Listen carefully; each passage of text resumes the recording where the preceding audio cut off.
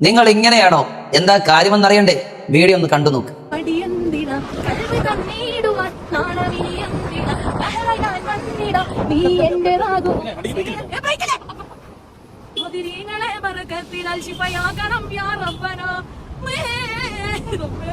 എല്ലാ ആവശ്യങ്ങളും സാധിച്ചു കിട്ടാൻ വേണ്ടി മാത്രം നിങ്ങളെ സ്നേഹിക്കുന്ന ഒരു കൂട്ടുകാരൻ നിങ്ങൾക്കുണ്ട്. പക്ഷെ നിങ്ങളുടെ ഒരാവശ്യത്തിനും അയാൾ നിങ്ങളെ സഹായിക്കില്ല. ഇങ്ങനെ ഒരു കൂട്ടുകാരനെ നിങ്ങൾ കൂടെ കൂട്ടുമോ? അല്ലെങ്കിൽ സ്നേഹിക്കാൻ നിങ്ങൾ ആഗ്രഹിക്കുമോ? എന്നാൽ ഇങ്ങനെയല്ലേ നമ്മൾ അള്ളാഹുവിനോട് ചെയ്യുന്നതും? നമ്മുടെ ആവശ്യങ്ങൾക്കും വിഷമങ്ങൾക്കും വേണ്ടി മാത്രമാണോ അള്ളാഹു? നമ്മുടെ സന്തോഷങ്ങൾ പലപ്പോഴും നാം ആ റബ്ബിനെ മറന്നു പോകുന്നില്ലേ?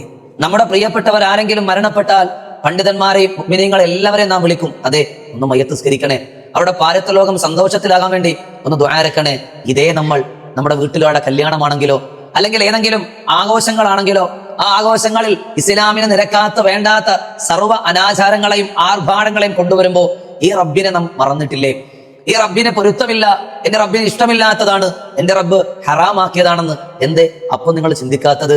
ഇതാ ഞാൻ പറഞ്ഞത്, നാം റബ്ബിനെ സ്നേഹിക്കുന്നതും വിളിക്കുന്നതും ആവശ്യങ്ങൾക്കും വേദനകൾക്കും സങ്കടങ്ങൾക്കും വേണ്ടി മാത്രമാണ്.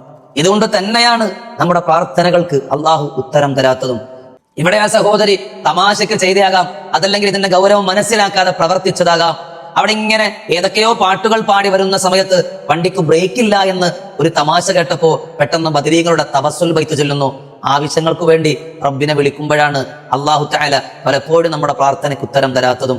നമ്മുടെ പ്രാർത്ഥനകൾ അള്ളാഹു സ്വീകരിക്കണമെങ്കിൽ ഞാനടക്കമുള്ള നമ്മൾ ഹറാമിൽ നിന്ന് വിട്ടു നിന്നിട്ട് അള്ളാഹു ഏത് മാർഗത്തിൽ ജീവിക്കണമെന്ന് പഠിപ്പിച്ചോ ആ രീതിയിൽ ജീവിച്ചതിന് ശേഷം റബ്ബിനോട് പടച്ചവനെ ചെയ്തു പോയത് പുറത്തരണേ, എനിക്ക് ഇന്ന ആവശ്യമുണ്ട്, നീ ഹലാലായതെല്ലാം ഹാസിലാക്കണേ അല്ലാ. ഞാൻ അള്ളാഹുവിന്റെ മതത്തിന്റെ നിയമം പറഞ്ഞതിന്റെ പേരിൽ എന്നെ ചില ആൾക്കാരെ വിളിച്ചു, കൊല്ലുമെന്ന് പറഞ്ഞു, ഭീഷണിപ്പെടുത്തി, അങ്ങനെ ചെയ്യും ഇങ്ങനെ ചെയ്യുന്നൊക്കെ പറഞ്ഞു.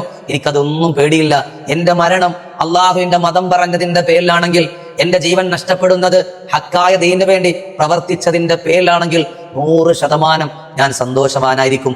കാരണം അള്ളാഹുവിന്റെ അടുക്കൽ സ്വീകരിക്കുന്ന ശുഹദാക്കളുടെ പട്ടികയിൽ എനിക്ക് പെടാൻ പറ്റും. എന്റെ ശ്വാസം നിലക്കുന്ന കാലം വരെ, എന്റെ ജീവൻ നിലനിൽക്കുന്ന കാലം വരെ ഞാൻ അള്ളാഹുവിന്റെ മതത്തിന്റെ നിയമങ്ങൾ പറയും. അതിന് വിരുദ്ധമായി പ്രവർത്തിച്ചാൽ അത് പൊതുരംഗത്ത് പറയുക തന്നെ ചെയ്യും. അതിനേതൊക്കെ ആൾക്കാർ എങ്ങനെയൊക്കെ എന്നോട് പ്രവർത്തിച്ചാലും കാണിച്ചാലും എനിക്ക് യാതൊരു പ്രശ്നമില്ല.